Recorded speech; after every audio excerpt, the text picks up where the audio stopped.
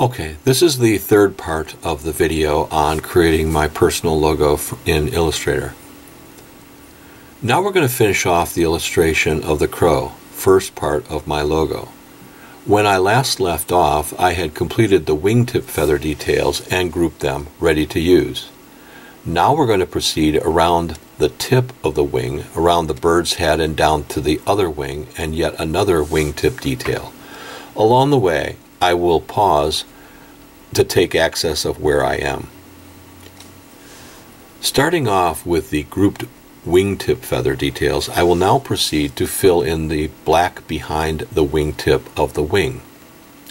Technically, the wing consists of the wing tip and the main body of the wing, including the front of and the back. I need to create a graphic extension to combine these.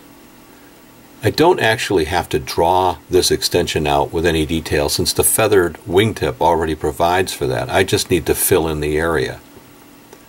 So by selecting the layer outline and choosing the pen tool from my tool palette, making sure that I have the fill icon turned off, I begin to draw lines out over the wingtip feathers details layer and locked so that I don't activate it. I proceed around the end of the wing and out onto the front of the wing edge, up and around the head, being careful to make sure that the details of the head and the beak are clear as possible, and then back down along the opposite wing until I reach the opposite wingtip, where I'll take a pause, lock up the outline again, and get ready to work on yet another wingtip detail. At this point, I could simply do a copy-paste of the original wingtip that I just created in the last demo. However, in looking over the overall image, I've decided to create a new wingtip detail layer because I want to be sure that both wingtips not only look different, but are different. So I will now create the final wingtip layer. So I create another layer, being sure to lock all the others, and then make sure that my stroke is set to black and that my fill is turned off, and I draw the first feather. I duplicate this same feather a number of times, rotating and resizing it. I move around to the appropriate locations on the underlay or the trace layer. This wingtip will have quite a few more feathers in it than the previous one. And when I feel that I have the appropriate number, I lock the layer. I now have 4 layers to my illustration: the original trace layer, the outline, wingtip feather detail, and wingtip number 2.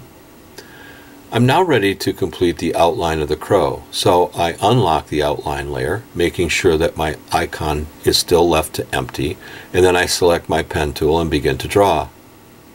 As with the previous wing, I simply want to create a graphic extension that I will fill in of the background of the individual feathers and make the wingtip look solid. I draw this line out over the existing feather detail layer. Proceeding around the rest of the back half of the wing, I bring my line to touch the anchor point where I started the outline. This creates the closed path necessary for adding the color properly in Illustrator. Here I will back out on the work area so that I can see what the outline area looks like lit up when compared to the wingtip layers, which are not activated. I'm now ready to fill the outline with color.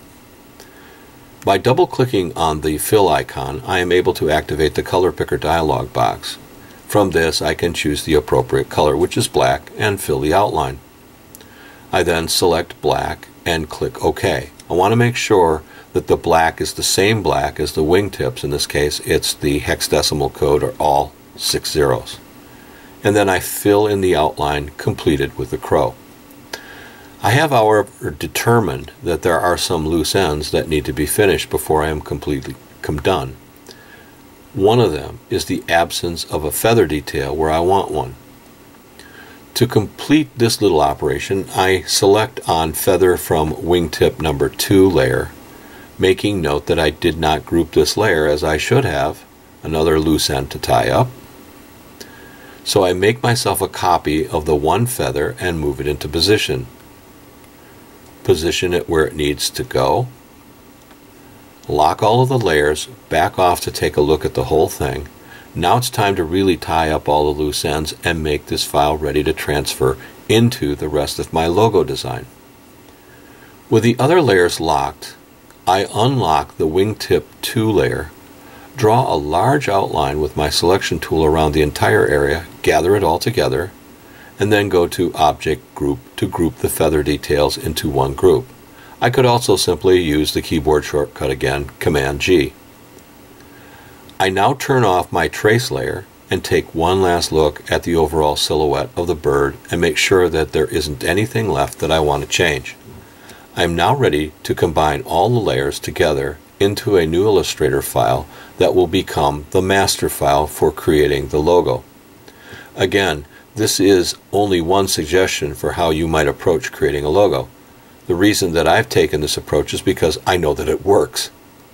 By being very careful about separating and saving layers and then collecting them up and copying them and moving them into a new file, you are able to preserve your original artwork with all of its separate layers so that you can go back and change things about it without having to disturb the master file.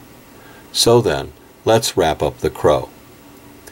Here I have unlocked all of the layers necessary for creating the crow. I have the trace layer locked and shut off because I don't want to transfer it to the master file. Then with the direct selection tool, I draw a bounding box around all of the layers and activate them, lighting them up. I then proceed and press Command C, copying them all, and then I go to File, New. When this new file dialog box opens, I choose a file of exactly the same size and name it Crow Complete. A new blank box will open, ready to accept my combined layers. I then choose Edit, Paste, or Command V and paste the copied layers into that file. Notice now that all of the previous separate layers are now on one layer. This is fine. If I need to ever make any changes to the crow outline, I will do that on the original, which still has all of the separate layers, and then move it here. To be certain that the separate layers are truly combined, I go to Object Group to make sure that they all stay together. And to prove this, I grab the crow image by one obscure edge and drag it around the workspace. It's done. All on one layer and combined. Now I'm ready for the next element.